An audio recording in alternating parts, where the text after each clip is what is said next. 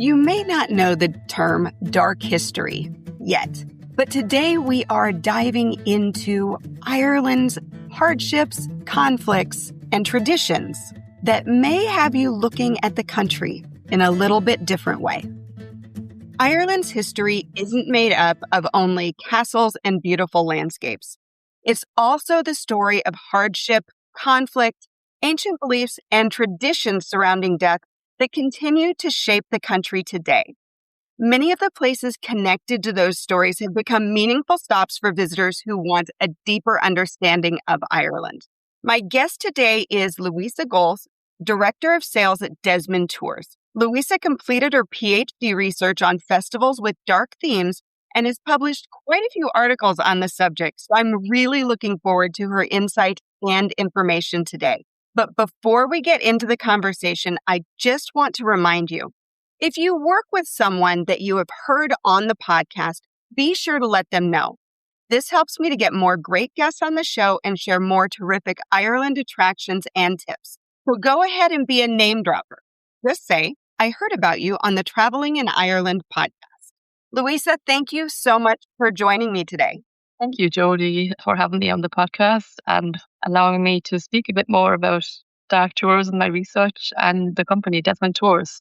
So this is a really interesting topic. And let's start with the term dark tourism, because that's something that maybe people haven't heard. So what does it mean?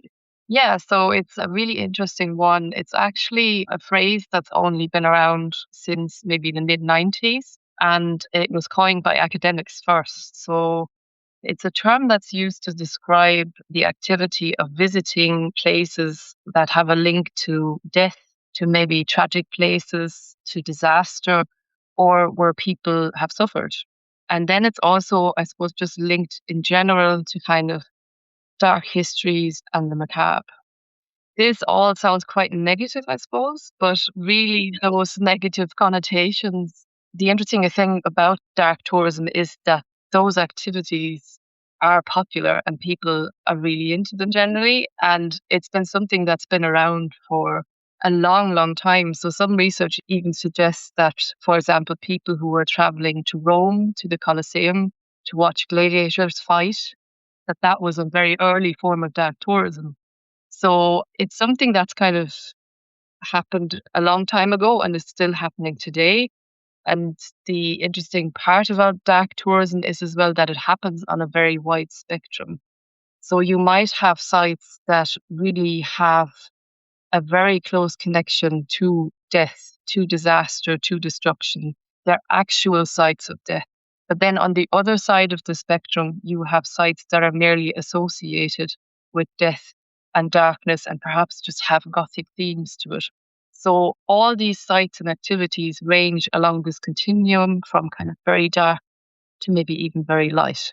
And those kind of lighter activities, I suppose, the ones that you might have encountered yourself if you're looking at Halloween and if you are thinking about maybe going on a ghost tour. There's somebody really good down in Kinsale who does ghost tours actually. There's people who like to visit haunted houses. For example, there's Leap Castle in County Offaly. And now there are also festivals that have dark and Gothic themes. And that was kind of what my research was about, to kind of really delve into why people enjoy this activity and how they engage with dark tourism on this kind of lighter side of the spectrum. Okay, so is this more about the subject matter, do you think, the death, the disaster, the suffering? Or is it more about how people engage with those places? And is it like they're drawn to the tragedy and the macabre? Or is it just the ability to be there and be like, I stood in this place where this happened? Yeah, so I think there's no one real answer to this, and it really depends on what way you're looking at it. Like, I'm an academic as well as a professional in the tourism industry. So I suppose from the academic side, they really like to define things and really delve into the subject matter and kind of go at it from the angle, what is dark tourism? Whereas from my Desmond Tours hat that I'm wearing as well, we're more looking at how people engage with these sites of dark tourism. And again, it really depends as well where on the dark tourism spectrum those sites fall. Are they sites of really gruesome disasters, or are they more kind of aimed at entertainment? And that really defines then whether people engage with it or kind of think about it, what is dark tourism? And that's just, I suppose, would lead us into the next question, which I think was why people actually enjoy dark tourism activities, or why do they do it? I think you mentioned one thing which I was going to talk about as well, which was the location. So standing in the very place of where things happen, which is definitely one of the motivational factors for engaging in dark tourism activities. So it's about authentic experiences. And there's a term that academics like to use called locational authenticity. So being right in the place of where something happened.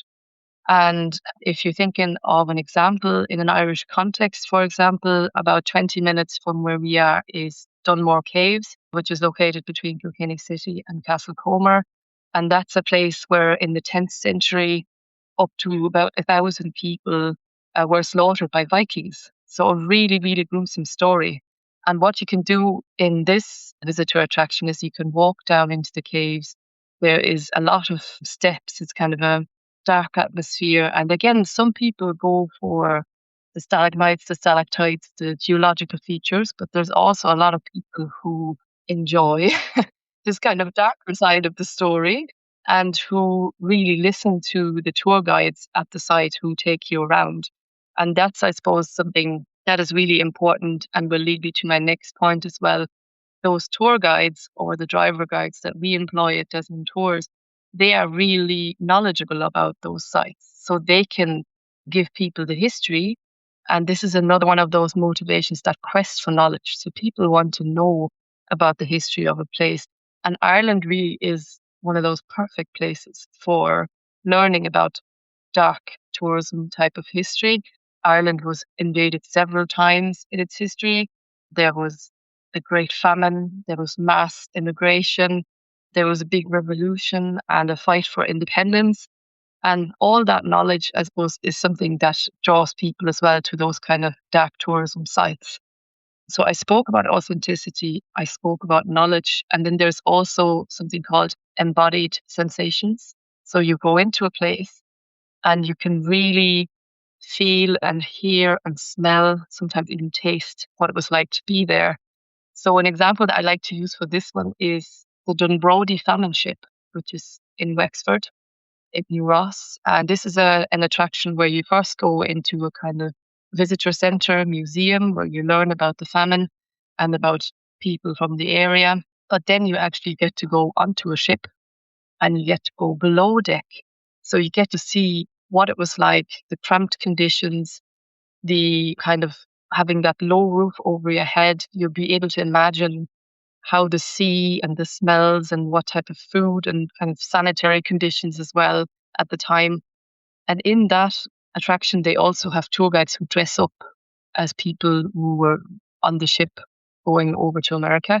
And I think that adds to that whole atmosphere then of being able to really embody the experience, really understand what it's like. And, you know, I would not have thought about the Dunbrody or the Jeannie Johnson in Dublin being dark tourism. When you lay it out like that, it really makes sense that it would fit into kind of that category. I thought of it more as history and, you know, kind of that Irish history of loss, but it really does fit that dark, which I think is absolutely fascinating to almost expand it. I think when a lot of people think of dark themes in Ireland, Halloween comes to mind very, very quickly.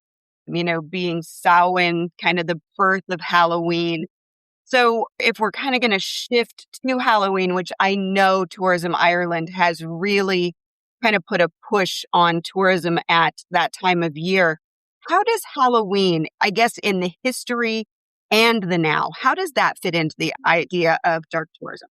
Yeah, so Halloween is an interesting one, and you're completely right. Tourism Ireland and Culture Ireland have really gotten together in the last few years. My own research actually was funded due to this reason as well. So it's really cool to see that they're actually developing this more and more.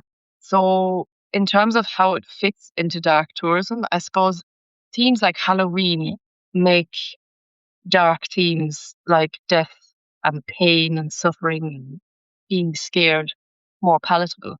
So it's kind of an idea of appealing to a very, very broad audience where people are mainly there to be entertained and to kind of get that feeling of spook and thrill and to make that connection to Halloween in Ireland and Ireland being the home of Halloween. It's kind of then bringing us further into kind of looking at Irish folklore and looking at the different stories that would have been told.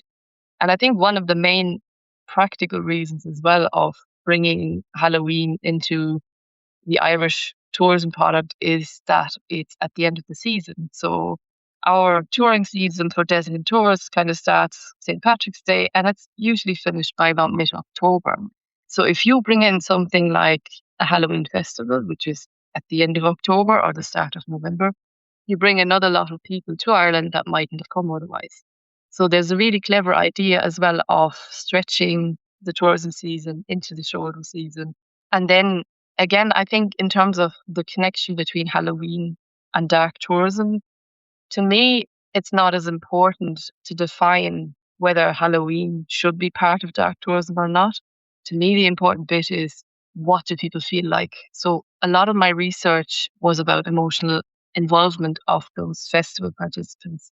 And really what I'm interested in is how do people experience Halloween, whether it be part of dark tourism or not.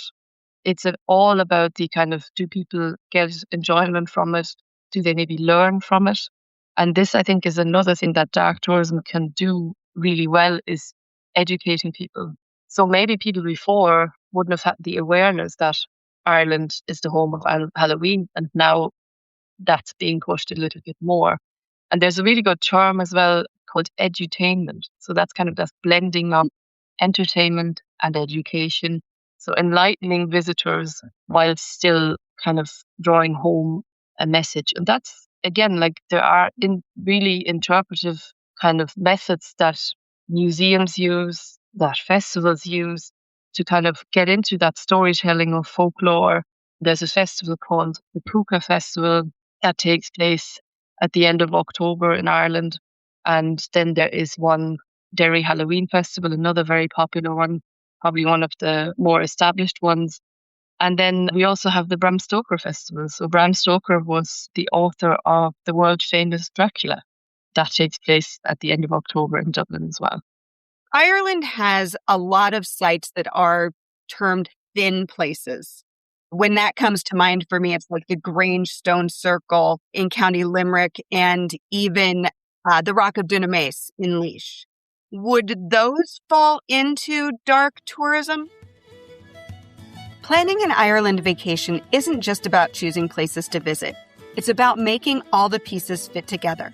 If you've ever wondered whether you're trying to do too much, missing something important, or simply making the best choices for your trip, I created the Ireland Travel Compass for you. It gives you a clear planning framework so you can make confident decisions and build an itinerary that flows, whether you've just started planning or already have reservations on the calendar. You can learn more at irelandfamilyvacations.com/compass.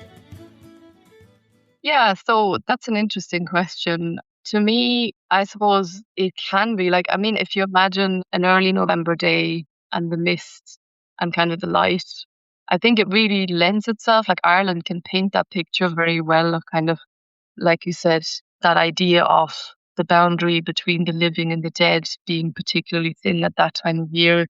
Or even when you imagine that people would have lit bonfires on hills where people, nearly communicated through those bonfires, and wearing costumes and lanterns. So I think in terms of how these places were used, and if people traveled to them to use them in that way, I think that could be a form of dark tourism. That kind of theme of death is very much in there because you have that idea that people pass through that very thin veil at that time of Samhain, and that's something the Celts believed in 2,000 years ago. So yeah, I think the argument is definitely there.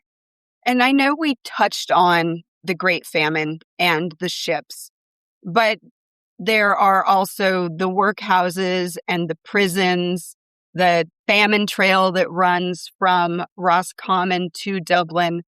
So the famine, I mean, that really touched all of Ireland. So there's so much history that you're going to encounter that is going to kind of touch into the dark tourism that maybe you don't realize. Yeah, so the famine is certainly one of the darkest periods in Irish history. So a big potato blight happened, and this destroyed the major crop, the major food source that people had. And this is all around the year 1847, a few years before and a few years back. 1847, there's a really good movie as well, just in case somebody's sitting at home listening. So that might be good inspiration as well if you're into that topic. And yeah, like we get a lot of people on our tours in particular who are interested in the famine because their ancestors may have emigrated during the mid 1800s or even after because of the poverty and the starvation that was present at that time. So people really, there are so many examples. And I mean, you've already mentioned so many. The one that you mentioned at the start, I think, of the National Famine Museum in Strokestown in County Roscommon, gives a really good overview. So again, there is that kind of interest for people to really learn and to really delve deep into the history of the Irish famine. We've already talked about the Dunbrody famine ship, the so-called coffin ships, where you really have that great immersion that you can kind of get into the boat and you can really kind of feel what it's like. We have the Irish Workhouse Centre in Portumna in East Galway.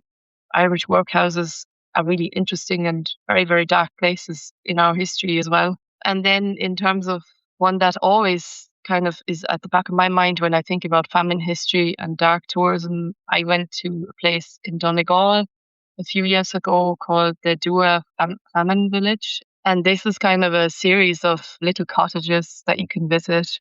You can see how people would have lived at the time. And also there is one image in my mind that I just can't forget. It's like a table, a wooden table, very simple table. And it had the different types of food that people would have consumed at the time. And there was a couple of potatoes, some seaweed, and maybe some mussels. And that was it. And it's just one of those things that I think makes you really think about what life was like back then. And that, again, kind of touches on that immersion element of really understanding what people had and what they were missing and why they left. And there's again that emotional involvement that we get a lot on our tours. Like we sometimes have people who actually they burst into tears. They see a certain place, they have an association, they have learned about the famine, they have heard the stories that were told by their great grandparents and grandparents and parents, and that were kind of carried through all the generations. And when they finally get here and see it themselves, it's just very emotional for them. And that's quite rewarding, I think, as a tour guide or as a tour company to be able to play a part in this, you know, to be able to kind of bring people exactly to the places where these things happened. And I think another one that I really, and it's a funny one again when talking about definitions of dark tourism. So the one I wanted to talk about was the Dúlach Famine Memorial, which is in County Mayo. It's kind of one that's probably not that well known because it's quite difficult to get to. It's not too far from a place called Westport, which some people might know about. It's a little bit closer to a town called Lewisburg. And the history there, I suppose, was that in March 1849, hundreds of people walked the 20 kilometers from Lewisburg to Delphi Lodge, which was like a manor house at the time. Some very rich people were living there and they were going there. They were starving. They were looking to get help. They wanted to get famine relief. They were made to wait outside, apparently, until the lunch had been served and consumed. And then they were told, there's no help. You need to walk back. And on the way back, several of these people died. They were weak. They were emaciated. They died because of the long journey and because they were so starved. And this little monument that has been erected in the valley is quite small in comparison to the big mountains and the lake that are beside it. But if you go there again, like I get to go to these places in the off season because at the moment during the summertime, you know, things are busy. But if you get a day in November where you have the beautiful autumn colors, but at the same time that kind of dark light, it's so easy to imagine what it would have been like to do that walk. I actually went for a run there once. It just made me stop and think, how privileged am I? I'm running for the fun, probably even to lose weight. And, those people were there walking and starving. So quite different, quite interesting, and also obviously in a really beautiful location. So definitely well worth visiting. It's a stunning location. So, speaking of going to these places, how should visitors approach these sites respectfully? Sometimes the vacation mentality might not be equal to maybe the gravity of the area, if that makes sense. So I suppose before people go, maybe it's a good idea to kind of try and find out a little bit about what you're visiting first, rather than having a big bucket list of all the very famous and exciting places and just going, I'll tick these all off now. Really maybe get some awareness about where you're going before you're going. I think that's one good thing. And then another good idea is to travel with a local who'll be able to explain the significance of what these places are like. So, for example, to hire a driver guide or to listen to the guides that are on site and that are explaining things. We do sometimes watch people who have this bucket list approach. We're really just kind of going there and the next one and the next one. And then also there's, I suppose, some behavior such as, like in certain places, for example, taking a selfie would not be appropriate. And people don't always have the awareness. So if you are traveling with somebody who's from the area or with a driver guide, they'll be able to kind of go, look, this is where you are, and maybe you shouldn't do this. Pausing and reflecting when you're at the site is probably a really good idea as well, to kind of take a bit of momentum. And I think this idea of slow travel comes up time again. So I think definitely slowing down, realizing where you are, being open to listen and being open to understanding what's happening there is definitely important. Like one that I kind of remember sometimes is probably been to Glendalough, which is quite a famous one. There is a big graveyard there. There are a lot of the gravestones are like stone slabs directly in the ground. And a lot of people, they just walk across them because they don't realize there's somebody buried there. They don't realize the significance of it. Maybe they just think it was put there so that people can walk more easily. I don't know. But this kind of idea of having a better awareness of where you are and what you're looking at, and maybe even working with somebody local who can show you and explain these things. Awareness, I think, is something that you need that in Ireland because there's so much surrounding you, dark, light, in between, and just knowing where you are and what you're doing and taking the time to just check out the surroundings and what's there and what are you visiting for. Just so magical. If someone is intrigued but not sure where to begin, I think that your point has been pretty clear to work with a local. And as we mentioned at the beginning, you are the sales director of sales at Desmond Tours. Desmond Tours is a tour service, a tour company in Ireland. So would you like to talk a little bit about the company and what y'all do? Yeah, of course. So Desmond Tours is a private tour company. So we do customized tours for small groups. Can be anything really from one person. We sometimes have up to maybe 20 people. Could be a couple, could be family, could be a group of friends. And basically what we do is we organize an itinerary for people. We match them with a driver guide who will be with them from start to finish, and we book accommodation and activity. So it's kind of the overall package. We use luxury vehicles, so people are nice and comfy when they're traveling around. And our guides are all approved tour guides. So the ATKI organization, which is the Tour Guides of Ireland organization, has a course that people need to pass. They're very knowledgeable and they will be able to tell people about the history and the culture of Ireland. And I suppose the one point to make is we don't just do dark tourism type tours. We do kind of any destination that people are interested in. We get all kinds of interests. people from all walks of life as well. So it could be horse riding, it could be brown bread making, it could be scenery, it could be golfing. But if you have somebody, I suppose, who's more interested in those kind of dark tourism types of experiences, I suppose you're in good hands, because I have the knowledge from looking at this topic for several years, and I have published on the subject as well.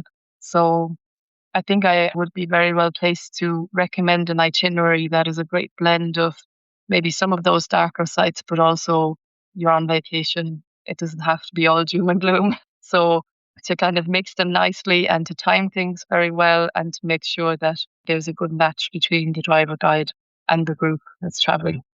So important to have that good match with the person that you're going to spend a week or more with. Where can people find out more about Desmond Tours? Website, social media? Yeah. So we have our website, desmondtours.com.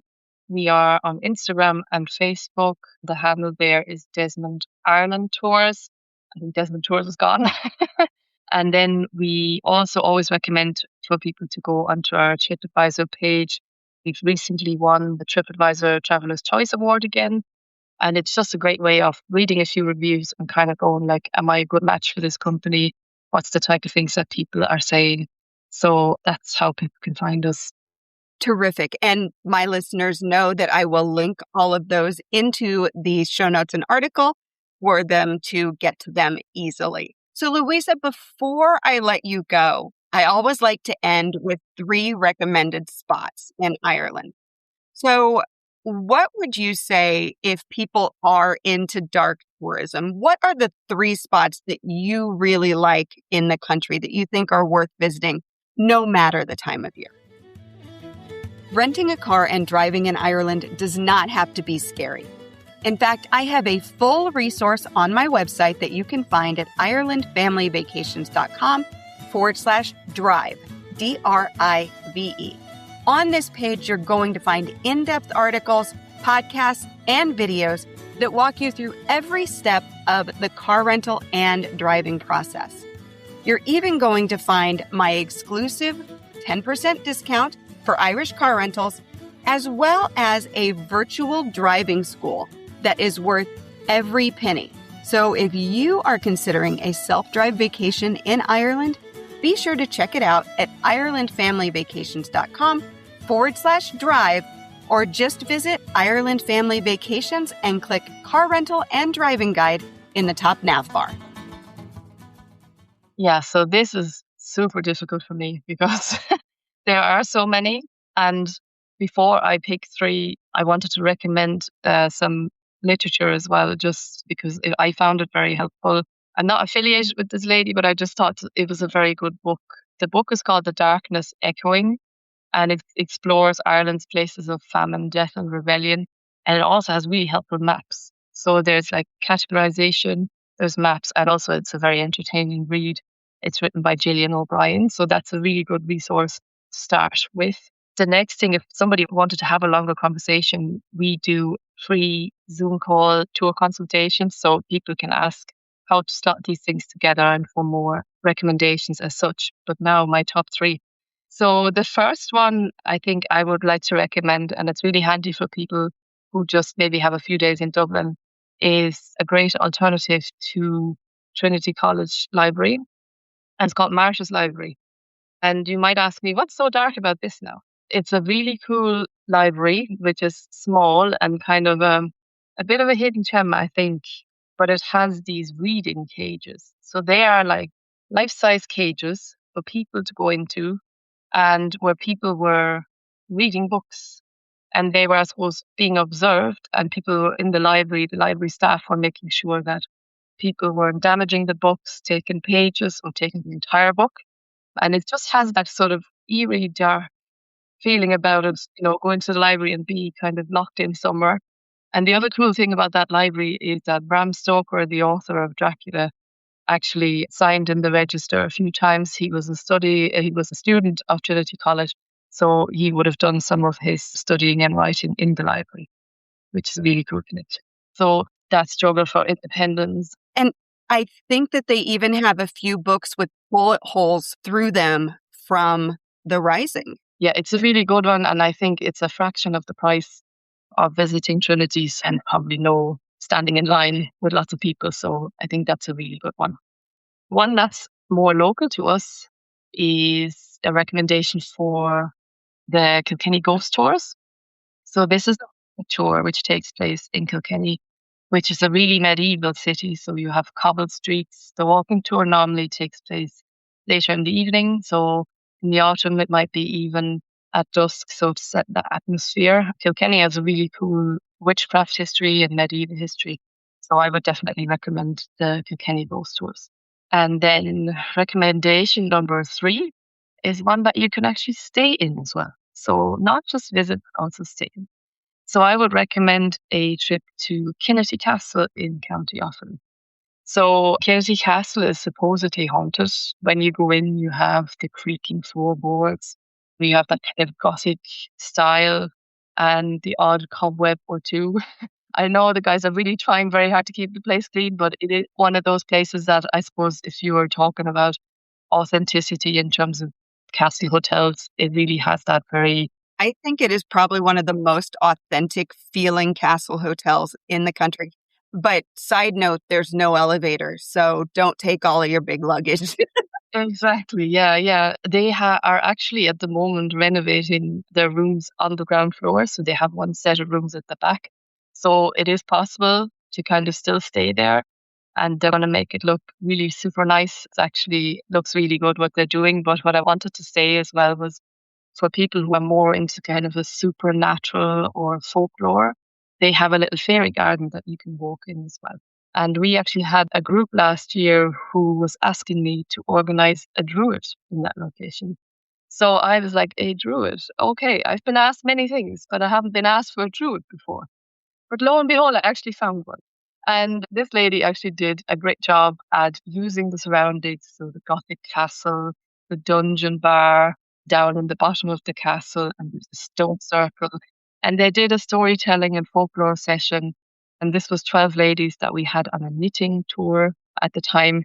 And they actually said afterwards that was the highlight of the tour. So Kinnity Castle. Terrific spot. I love those 3 recommendations. Luisa, I want to thank you so much for chatting with me about this subject. I think it's such a unique offering that people maybe don't really think of when they're thinking about their Ireland trip, and it can just really add that little bit more. Yeah, and it's something I think that a lot of people actually do, but they don't realize. It's a super interesting topic, and thank you so much for having me on the podcast. It's not something I always get to talk or geek out about, so I'm very grateful. Thank you. It was so much fun to talk to Luisa, to hear kind of the things that maybe you don't think of as being dark tourism, and getting a little bit of a different view of the places and history of Ireland. If you enjoyed this podcast, please leave a 5-star review at Apple Podcasts, Amazon Music, Spotify, or wherever you listen to podcasts. If you can't leave a review on your podcast app, you can visit my Trustpilot page at IrelandFamilyVacations.com/trust and just say a couple nice words. I would really appreciate it. If you have questions or comments on this episode, email me, Jody, Jody, at IrelandFamilyVacations.com. As always, thank you so much for listening, and until next time, slán go fóill.